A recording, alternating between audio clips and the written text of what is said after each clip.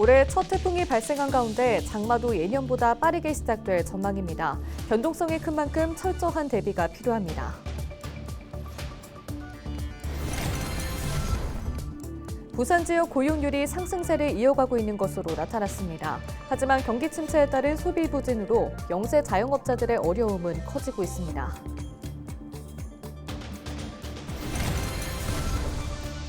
시민들의 기지로 도주하던 음주운전자가 경찰에 붙잡혔습니다. 경찰은 이들의 도움으로 40대 운전자를 음주운전과 난폭운전 혐의로 체포했습니다.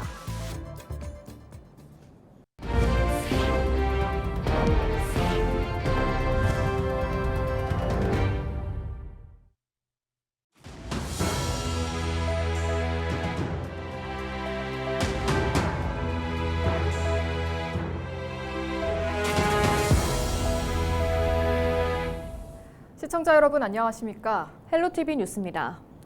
올해 첫 태풍이 발생했습니다. 제주를 시작으로 장마도 예전보다 빨리 시작될 예정인데요. 태풍과 장마 모두 강수량과 변동성이 커 철저한 대비가 필요합니다. 권정숙 기자의 보도입니다.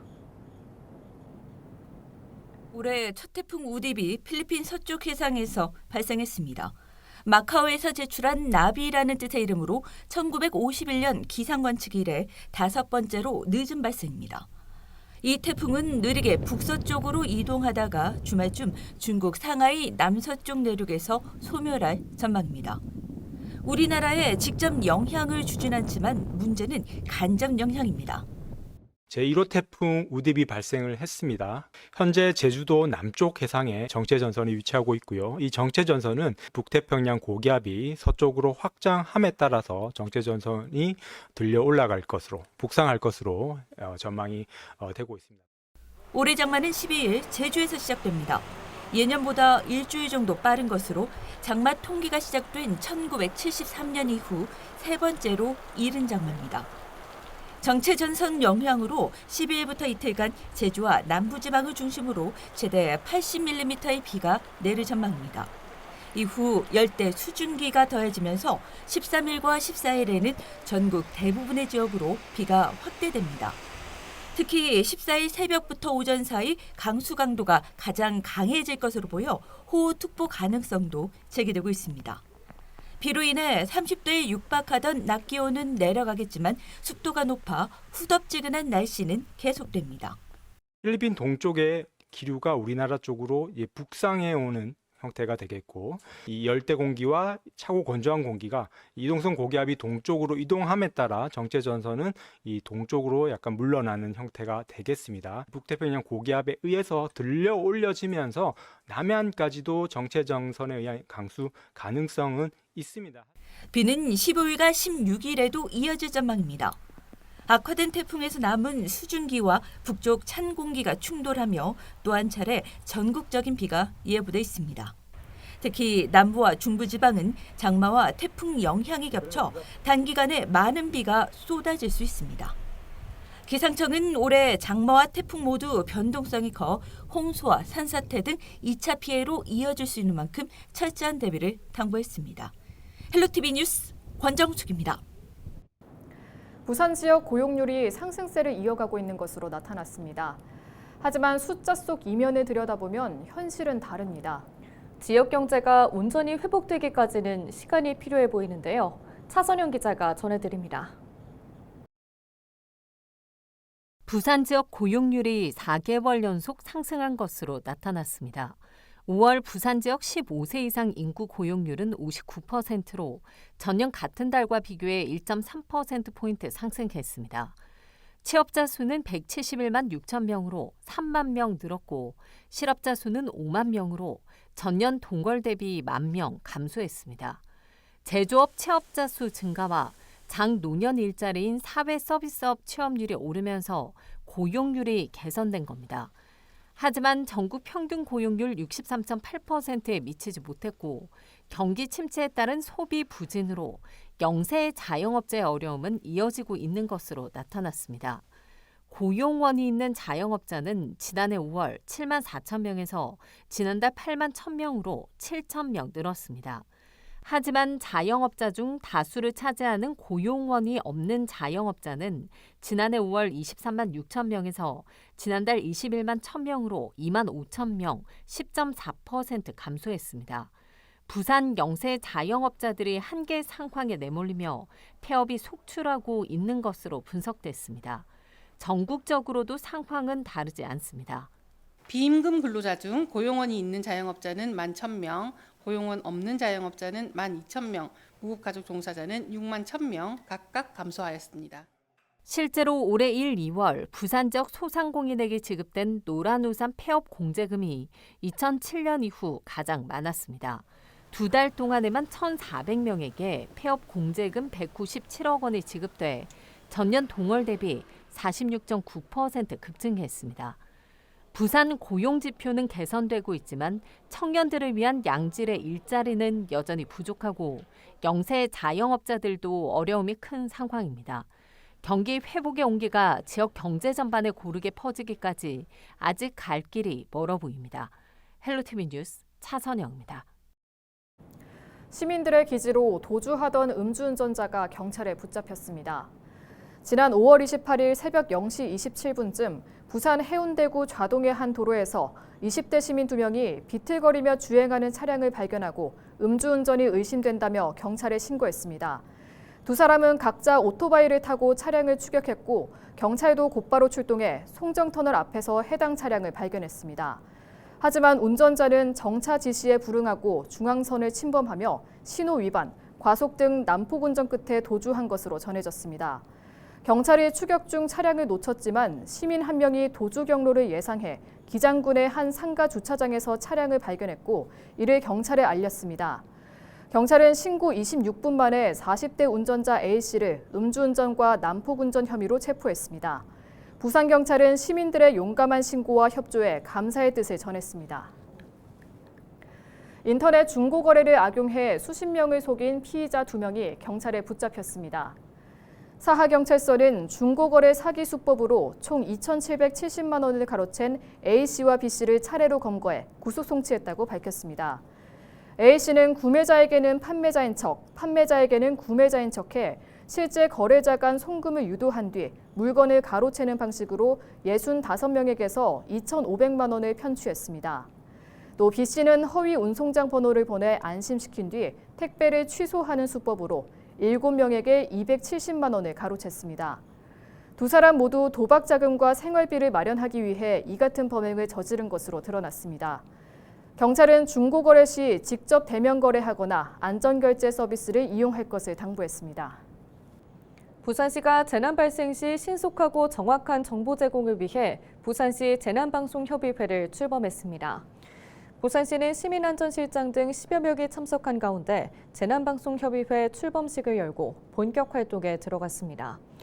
협의회는 지역 7개 방송사와 대학 관계자가 참여해 부산에 맞는 재난방송 실시 기준을 마련하고 재난정보 전달체계 개선을 심의하게 됩니다. 이날 원클릭 시스템을 과기정통부의 재난 온라인 시스템으로 일원화하는 방안도 논의됐습니다. LG헬로비전 지역채널 헬로티비 뉴스가 지역사회를 변화시킨 우수정책과 지방정부 리더를 조명하는 헬로 리더스 어워드를 개최하고 김성수 해운대구청장을 혁신성장 리더로 선정해 시상했습니다. 김성수 해운대구청장은 사계절 관광인프라를 확충하는 등 지역 관광산업을 혁신적으로 개선해 혁신성장 리더로 선정됐습니다. 한편 LG헬로비전은 헬로리더스 어워드를 통해 정책의 혁신성과 실효성을 기준으로 혁신성장 리더와 지속성장 리더, 열린 소통 리더, 문화혁신 리더, 공공행정 리더 등 총 5개 부문에 걸쳐 전국 10명의 수상자를 선정했습니다. 3.15 일거와 부마 민주항쟁 모두 마산에서 일어난 민주화 운동입니다. 이처럼 우리나라 민주주의 역사에 한을 긁은 사건이 있었던 마산에 대한민국 민주주의 전당이 문을 열었는데요. 정작 민주화운동 단체들은 민주화운동의 역사가 제대로 담기지 않았다며 보완을 요구했습니다. 보도에 표영민 기자입니다. 3.15 일거와 부마 민주항쟁의 중심지로 민주성지라 불리는 마산. 우리나라 민주화 운동을 알리는 역할을 할 대한민국 민주주의 전당이 문을 열었습니다. 준공을 하고도 명칭 문제 등으로 갈등을 빚으면서 개관이 연기되는 우여곡절을 겪은 지 7개월 만입니다. 민주주의 전당은 민주호를 비롯한 시민소통 공간과 복합문화공간, 역사문화공간 등 3개 공간으로 구성됐습니다. 미래 세대인 어린이들이 민주주의를 쉽게 이해하고 접근할 수 있는 교육의 장으로서도 역할을 할 전망입니다. 일상 속에서 누구나 편안하게 이곳을 찾아서 민주주의의 의미를 되새겨보고 그 가치를 함께 나눌 수 있는 모두의 열린 공간이 될 수 있도록 조성해 나가도록 하겠습니다. 하지만 시민사회의 반응은 냉담했습니다. 시범 운영 첫날 민주주의 전당을 둘러본 민주화운동 단체들은 지역에서 일어난 민주화운동만 조명하고 있다며 한계를 지적했습니다. 대한민국이라는 이름에 걸맞지 않게 대구와 광주 등 다른 지역의 민주화운동은 공간과 설명이 부실하다는 것인데 이럴 바에는 창원 민주주의 전당이라고 이름 붙이는 것이 맞지 않냐는 비판을 쏟아냈습니다. 그러면 대구 2.8도 공간을 어느 정도 마련해서 제대로 전시와 설명을 했어야 됐고 또 광주 5.18도 마찬가지입니다. 광주 5.18도 그렇게 한 명에 그렇게 설명을 해서 되는 게 아니고 광주 5.18 굉장히 중요한 결정적인 대한민국의 민주화 운동 아닙니까? 민주화 운동에 송고한 정신을 기리고 민주주의 교육의 거점을 목표로 들어선 대한민국 민주주의 전당. 창원시는 시범 운영 기간 시설 안전을 점검하고 지적 사항을 정비한 뒤 다음 달 정식 개관할 예정입니다. 헬로티비 뉴스 표영민입니다. 경남의 일본군 위안부 피해자 지원단체가 독일에 있는 평화의 소녀상 지키기에 나섭니다. 일본군 위안부 할머니와 함께하는 마창진 시민연대는 11일 오전 경남도청에서 기자회견을 열고 독일의 소녀상 지키기 운동에 힘을 보태기 위해 오는 6월 25일 독일로 출발할 예정이라고 밝혔습니다. 이들은 한국여성인권진흥원 일본군 위안부 문제연구소의 민간 단체 협력 사업의 일환으로 한대수, 장순향, 배달래 예술가가 현지에서 다음 달 4일까지 일본군 위안부 주제 공연을 펼칠 계획입니다. 지원금은 일본군 위안부 할머니와 함께하는 마창진 시민연대가 마련했으며 한국여성인권진흥원의 지원도 일부 받습니다. 베를린과 카셀 등 독일 4개 도시에는 현지인과 우리나라 교포들이 마련한 소녀상이 자리를 지키고 있습니다. 경상남도 기념물인 김해 상동 분청 사기 가마터 발굴 조사 현장 설명회가 11일 김해시 상동면 대감리 일원에서 진행됐습니다. 이날 발굴 조사에서 조선 전기의 가마터 1기와 폐기장 1개소, 분청 사기와 백자 등 유물 5천여 점이 출토됐습니다. 특히 폐기장에서 분청 사기가 가장 많이 출토됐습니다. 상감과 인화문, 음각 등의 기법과 2가지 이상의 시문 기법을 혼용한 분청 사기가 모두 출토됐고 귀알과 덤벙 기법의 분청 사기와 백자도 같은 층에서 조사됐습니다. 상동 가마터는 조선전기 분청 사기 가마 유적 중 분청 사기의 요업 상황과 분청 사기에서 백자로 이행 과정 전체를 밝혀줄 수 있는 기준이 되면서 지난 2017년 경남도 기념물로 지정됐습니다. 해양 온난화로 동해 연안 생태계의 기초 생산력이 감소하고 있다는 연구 결과가 나왔습니다. 국립수산과학원은 위성과 조사선을 활용해 지난 22년간 동해 연안 생태계를 분석한 결과 기초 생산력이 매년 0.3%씩 감소하고 있다고 밝혔습니다. 이는 해양 온난화의 영향으로 바닷물 표층과 저층 간 수온 차이가 커져 성층이 강화되고 이로 인해 영양염 순환이 약화된 것이 주요 원인으로 분석됐습니다. 실제로 2024년 기초 생산력은 최근 6년 평균보다 약 13% 감소했으며 중대형 식물 플랑크톤의 분포 범위도 매년 줄고 있는 것으로 나타났습니다. 11일 해운대구청 대회의실에서 제6회 해운대구민 헌혈의 날 기념식이 열렸습니다. 이날 기념식에는 헌혈이 200회 이상 참여한 헌혈자 등 헌혈 홍보와 행사에 적극 참여해온 관계기관에 대한 유공자 표창이 진행됐습니다. 해운대구는 구민 헌혈의 날을 기념하고 혈액 수급난 해소를 위해 10일부터 16일까지를 구민 헌혈 주간으로 정해 운영하고 있습니다. 이상으로 뉴스를 마칩니다. 시청해주신 여러분 고맙습니다.